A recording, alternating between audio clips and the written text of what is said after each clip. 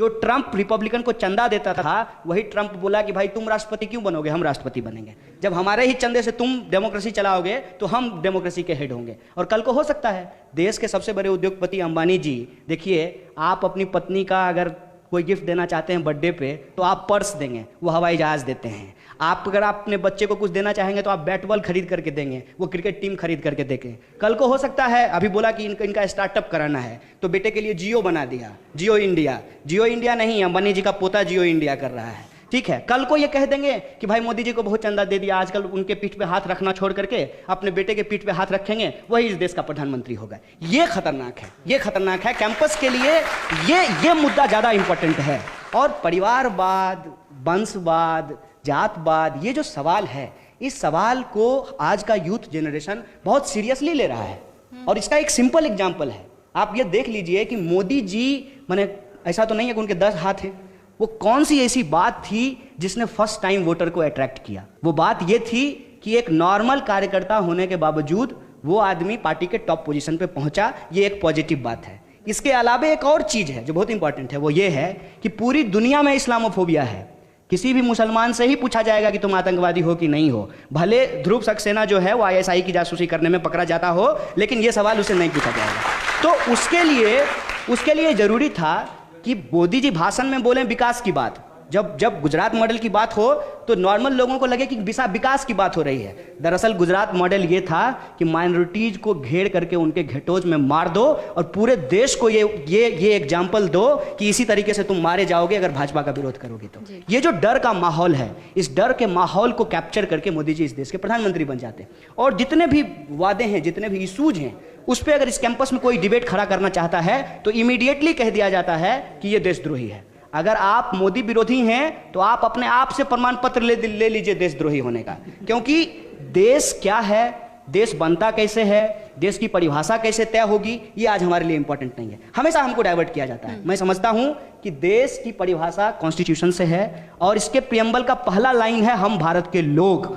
तो देश के लिए देश के लोग इंपॉर्टेंट हैं। और देश के लोगों की अगर यदि हम बात करते हैं तो कैंपस के लिए सबसे इंपॉर्टेंट सवाल है कि आज जो हम पब्लिक फंडेड इंस्टीट्यूट में पढ़ रहे हैं, हमारा आने वाला जनरेशन पढ़ेगा कि नहीं पढ़ेगा। जो DU के टॉप कॉलेजेस हैं, सेल्फ फाइनेंस मॉडल के आधार पर अगर उसको चलाए जाएंगे तो बिहार से आकर के भैया मैं तो PhD नहीं कर पाऊंगा, हमारी आने वाली जनरेशन भी नहीं कर पाएगी, राहुल सोन पिंपुले भी नहीं कर पाएंगे और कोई जो है नजीब भी नहीं कर पाएगा। दो तरफा मार है, एक पॉलिसीज के लेवल पे और दूसरा फियर साइकोसिस की जो पॉलिसी है उसके लेवल पे कि ठीक है पहुंच तो गए हो किसी तरीके से, तुम्हारी हालत नजीब वाली कर देंगे। ये जो बात आप देखिए रेप थ्रेट में जो बार बार बोली गई गुरमेहर कौर को, क्या कहा गया कि तुमको रोहित वेमुला के पास पहुंचा देंगे। ये जो एक पूरा का पूरा कॉन्स्पिरेसी है, उस कॉन्स्पिरेसी को समझने की जरूरत है। There is a attack on the idea of public university, there is a attack on the constitutional right, there is attack on the democracy itself.